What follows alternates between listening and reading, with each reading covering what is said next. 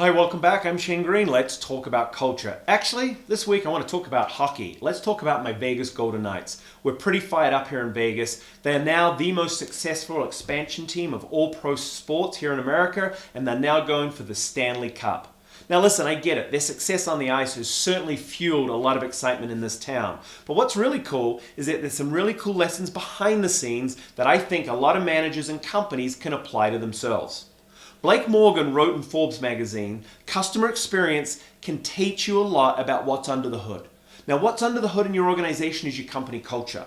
And I will tell you that the Las Vegas Golden Knights customer experience is considered now one of the most exciting experiences in all sports. It really points to the fact that there's something really cool going behind the scenes or under the hood for this organization.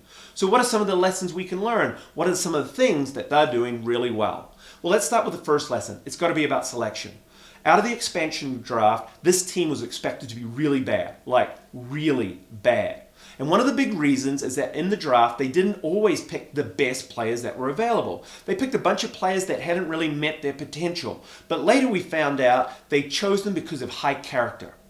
It's interesting that with some recent research out of Wharton suggests that high performance, especially amongst teams, is not just based on superstars or having lots of experience. It's based about some simple ideas of people actually liking to work together, people caring for other people, people actually being really proud of what they've accomplished, and people actually appreciating the opportunity they have.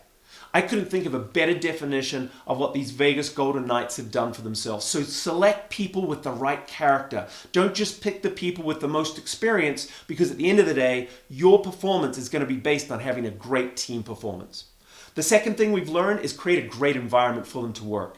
Give them the type of environment where they can walk in every day and go, wow, I am an asset, I am important, and it feels like it when I come to work every day.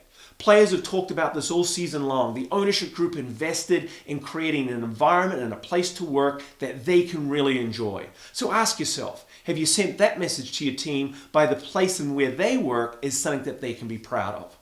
The third thing that I think is really powerful is that you can't be afraid to let a poor performer go. Now, early on in the Golden Knights experience, they had this young Russian center, and I'm not even going to try to pronounce the name, who was the second signing. He was going to be one of the superstars of the team.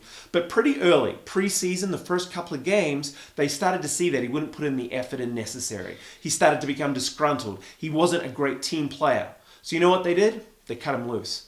Again, one of the people that they expected to be great on the team, they let go because he didn't have the type of character that would fit into that team. Too often in our businesses and as managers, we don't make that tough decision. And as a result, we allow people that really don't care, don't give a damn, honestly shouldn't be there, stick around.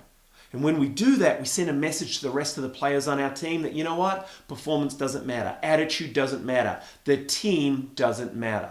Well, at Vegas Golden Knights, they sent that message really early, and it really had a big impact that no one was greater than the rest of the team. And that really leads into the last idea as well, which was about leadership. And my final point is expect all of your employees to be a leader. One of the really cool things about this team this season is they actually didn't pick a captain. It's normally tradition for a hockey team to choose that one person. Instead, they chose a group of people to be leaders. David Perron, one of those senior players, put it best, I don't need a letter on my jersey to determine that I can be a leader. And you see, this is something that I point out in companies all the time. You don't need a title to start to be a leader. A leader makes a difference in other people, has a positive impact in them. And quite honestly, I expect, and you should expect, everyone in your organization to play that leadership role. Listen, I don't know if we're going to win the cup, but all I can say is that because of the culture that's been put in place and some of the smart decisions that have been made, this team not only is winning this year, but it's going to win for many years to come. All right, go Knights go. Thanks for checking in. We'll see you next week. Cheers.